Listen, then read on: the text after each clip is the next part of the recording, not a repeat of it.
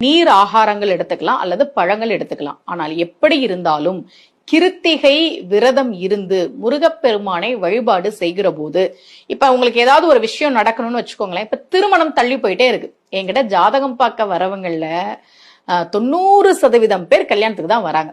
அம்மா இன்னும் கல்யாணம் ஆகல, வரன் அமையவே இல்லை, பார்த்துக்கிட்டே இருக்கிறோம். இந்த மாதிரி கல்யாணமா இருக்கலாம், அல்லது நல்ல வேலை இல்லாம இருக்கலாம், எனக்கு வர வேண்டிய ப்ரொமோஷன் வரலமா, ஏதோ ஒண்ணு. நாங்க ஒருத்தவங்கள்ட்ட பணம் கொடுத்தோம், அந்த பணம் திருப்பி வரல. நிறைய பேர் சொல்லுவாங்க, என்னங்க இத்தனை லட்சத்தெல்லாம் சர்வசாதாரணமா கொடுத்துட்டு இருக்கிறீங்க அப்படின்னு நான் கேட்பேன். கொடுத்தோமா ஒரு நம்பிக்கையில இன்னும் வரல அப்படின்னு சொல்லுவாங்க.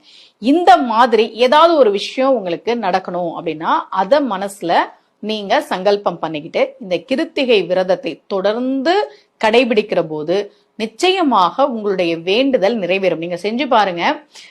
கிருத்திகை விரதத்தை தொடர்ந்து ஒவ்வொரு மாதமும் கிருத்திகை வருகிற போது விரதம் இருந்து முருகனுடைய கோவிலுக்கு போய் முருகப்பெருமானை வழிபாடு செய்யறது, வீட்டுல உங்களுக்கு தெரிஞ்ச திருப்புகள், கந்தர் அனுபூதி, கந்தசஷ்டி கவசம் எதுவுமே தெரியலனாலும் முருகா முருகான்னு சொல்லி முருகனை வழிபாடு செய்வது, இதையெல்லாம் தொடர்ந்து செய்கிற போது நிச்சயமாக உங்களுடைய வேண்டுதல் நிறைவேறும். நீங்க செஞ்சு பார்த்துட்டு எனக்கு சொல்லுங்க.